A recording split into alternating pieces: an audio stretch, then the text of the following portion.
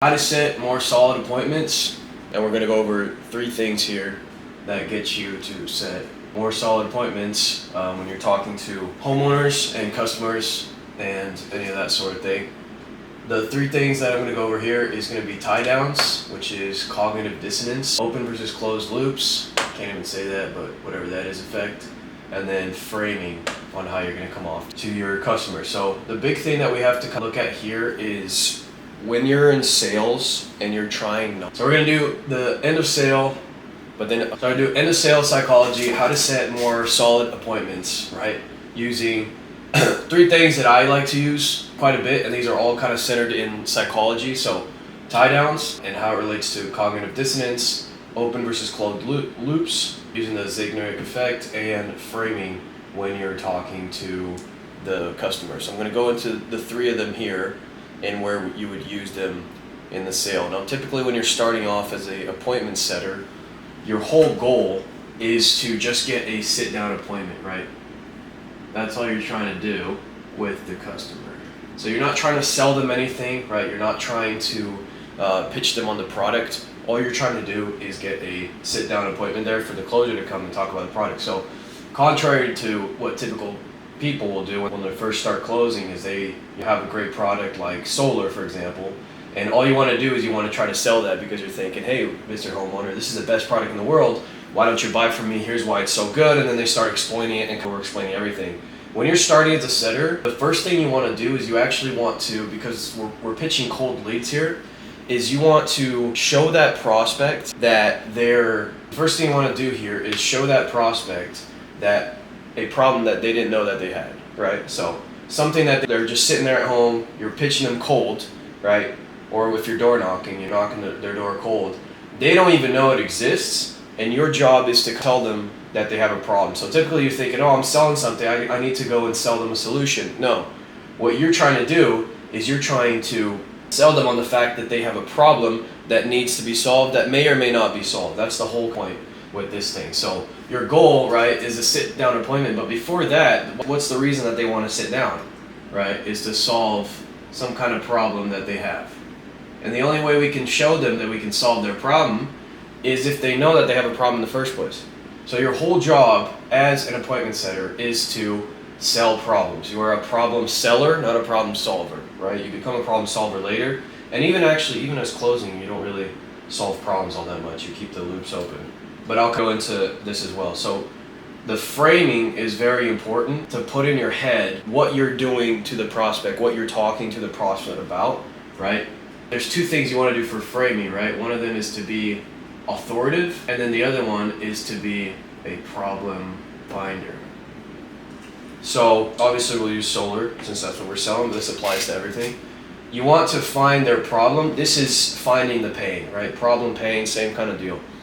What you want to do is figure out, everyone's got a unique problem, right? There's only 4 or 5 problems that you can actually have with solar, but everyone has a unique problem, and your job is to basically find the one that hurts them the most and then exaggerate, right? The reason you exaggerate it is because people will go out of their way to find a solution to prevent pain, right? And that's all you want to do. You're not going to be able to sell anyone, to convince anyone to buy anything, but you can convince people that they have a problem and they have to fix it, right?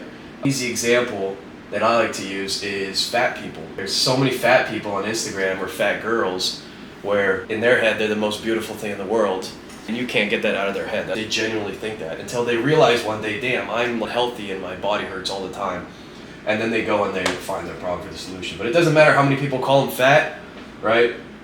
They're still going to think they're beautiful in their own heads, and no one can convince them otherwise. So homeowners are kind of the same thing. We're all animals at the end of the day. So a lot of these are the same. Psychology relates to everyone, and these are all based on human tendencies. So again, appointment setter, you are a problem finder, right? Your goal is to find a problem and keep that prospect thinking about that problem until the closer or the energy specialist, whoever it is, comes and talks to that person about their problem. Even better, if they're reaching out to us, asking more questions about that problem. If you can get the prospect in a state of mind where they're asking about the problem and wanting to know more about their problem, that is perfect. That means that they lit up in their brain. They now realize that they do have a problem and they might need to go and solve it, right? That's the only way you can ever sell anything to anyone. Words do not matter at all, except for trigger words, and I'll go over that later, but words do not matter at all. The only thing that matters is the prospect selling themselves and then pursuing a solution. You cannot sell anything to anyone. No one believes anything, right? That's purely survival. This is how we're evolved to be, and the same thing is with animals as well. Now, there are some stuffs that you can help people convince themselves that they have a problem, but then again, you are helping them convince themselves. You are never convincing anyone else. You can never convince anyone else. So you can do a couple, there's psychological effects that you can use to help people and guide them to that decision, but at the end of the day, they're only going to figure that out on their own. So you have to kind of take out of your head that, I'm going to be able to sell someone, I'm going to convince someone of doing something. You can't convince anyone to do anything. You can only guide them into them convincing themselves. I'll go over trigger words and trigger words real quick. I know I said that there's no way your words don't matter when you're doing a sale except for certain trigger words, and the best example that I have of this is a dog. Like if I yell Draco's name right now, then he'll freak out because he hears that word, or if I yell park or something, he's gonna freak out because he knows that's like gonna walk over to the park. Homeowners are kind of the same way. So a big trigger word in solar, for example, is actually just solar, right? You say solar in the first 5 seconds of the pitch, you're probably gonna get yelled at. So trigger words are like, right? There's a couple other ones that they freak out. Sometimes you'll find them out as you go. These are the only words that actually matter, and you want to be careful of, because what this does is if you hear a word like that, you're going to freak out instantly, just like the dog does. The homeowner will do the same thing. They'll hear the word and then they'll freak out and their brain will turn off. So there's only a couple words that you want to avoid, but the rest of the words, it doesn't really matter what you're saying, right? If you say like, we're doing a virtual power plant program, or you're doing a redirection program, or stutter a little bit, it's not really deal, or the words that you're using are not a big deal at all. As long as you avoid your trigger words, you're not going to flip that prospect one way or another. It's never going to be like, the words that you were using in your pitch were wrong, right? Anyone tells you that the words were wrong, that you objection handled incorrectly because you used the wrong word and you should use a different wording path is stupid. That does not work at all. That's amateur sales. It makes generally no difference when you're doing sales. The only thing that actually matters is, like I said, guiding the prospect. As long as you don't run into trigger words and you don't turn them off, right? They're in a state of wanting to listen to you, then the words that you use don't matter in the pitch. Go over open versus closed loops, because you'll typically use them in the beginning of pitch anyways. You're always using open versus closed loops. So typically when you're doing a pitch, one that has a coding background, right? When you're doing variables and things like that, big if statements, right? You're doing open parentheses. And at the end of every argument, you're closing out that argument to go on to the next one. If you don't close an argument, then nothing feels resolved, and the code is not going to run until you close it. So the pitch is kind of the same way. However you want to think about it. A great example is like series, right? TV shows. It's kind of the same thing as well. Imagine a TV show that has 12 episodes, and on the first episode, you have all the answers to everything before the episode ends. Right? There's no reason you would want to watch the next episode. So sales is the same thing. There's a reason that every single TV series ever, right? Or even Marvel movies, whole movie, there's a reason that they end on cliffhangers, is because people want to see more. That is a studied phenomenon in almost everything that you see in your life, and sales is no different. So typically when you're starting the pitch, right? Let's use this dot here as the beginning, right? You're starting the pitch, you're going to open, right? And then you're going to talk, and then you're going to end up closing it, right? And then you're going to open a new argument, talk, and you're going to end up closing it. Once you get towards the end and you're talking here, you don't want to close this, because then there's no reason for them to keep talking to you. So same thing as a Netflix episode, right? Argument opens, argument closes, argument opens, argument closes. Argument opens, right? You're getting towards the end of the episode, 5 minutes left. You leave that argument open, because then they're going to want to come back and find out what happened. Right? That happens in every single Netflix episode. So the biggest thing that you can do when you're doing this is, the reason that this works so well with humans is that people hate when things don't close. People hate not having closure, right? How many times do people, I talked with my buddy yesterday, and he goes, oh man, this girl didn't text me back, so I wanted to call her. I just wish I had some closure, right? That's the word that you hear all the time. I wish I had some kind of closure. So people always want to find closure, and if you're setting an appointment, you don't want to give them that closure, because then they're not going to have anything to look forward to. You want to leave this cliffhanger as far up as possible, so that they have to come to the next call to relieve that pain, right? To relieve that buildup. build this up as much as possible so that they have to come onto the next call to relieve that buildup and finally relax, right? And even then, we're not going to let them relax because you kind of keep progressing the sale. It's absolutely at the end of it, and even then, sometimes you don't let them ever finish because people like the anticipation more than they actually like the payoff, right? The biggest example that I like to use too is, right, you're kind of up from the 1st of December, decorating your house, and then you're making Christmas cookies on the 3rd, and then you got the 12 days of Christmas, right? Then you're doing, with your family. Presents are building up under the tree, you're getting excited, and then finally when you hit day 25, it all goes away. Bam. Day 1 at day 24 is fun, everyone's having an awesome time in the build-up and the anticipation, or you want to keep your prospects, you want to keep them in that anticipation frame, right? And that's the whole point of having open closed loops. So you can close smaller loops like with these arguments if someone has a question for you, but even then, the more open loops that you have, right, the more people are going to need to find answers, right? They're going to need to figure out like the answer that's just going to bother them, right? How many times has something come up in conversation or you can't remember someone's name and you can't just let it go, right? It bothers you until you figure out what was that guy's name, like was he? So keep open loops. That's the biggest thing that you can do is to have open loops. And towards the end here, you will have that tendency for that prospect to want to go and close those loops, right? So that's the big one there. You're going to be doing that through the entire pitch. The next one that you can add on is a little bit of psychology.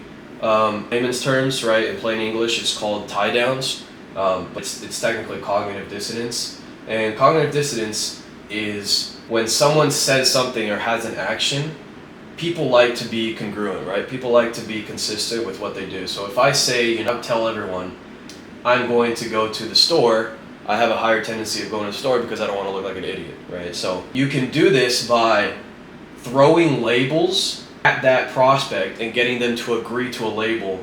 And depending on the label that you do, if they agree to it, they have a higher chance of wanting to stay the same, right? They don't want to be dissonant with their train of thought. So an example that I would use in door-to-door, Kaden would use as well, is you look at a prospect, right? I'm talking to the prospect, and I go, hey, Mr. Prospect, you seem like the type of guy that doesn't like to overpay on your bills, right?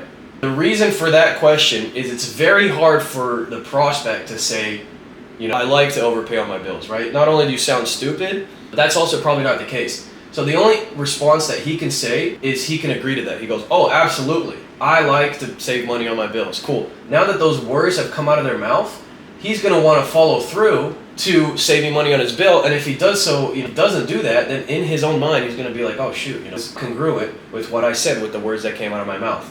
You can't say it to him. You need him to say the sentence. That's why you got to keep repeating this until they say it, right? But once they say it, now they have a reason to be congruent with that. So you can use all kinds of tie downs towards the end of the pitch here, even in the beginning when you're opening for pain, to have that person label themselves as such, and then they're going to want to do everything possible to stay within that label, right? It's going to be very hard. It takes more energy to get away from that label than it does to just continue with that label that they have. One that I would use in Arizona when we're knocking doors is, hey, Mr. Homeowner, everyone in this neighborhood has been super nice, right? Now everyone's thinking, oh shoot, this has been nice, I gotta be nice as well.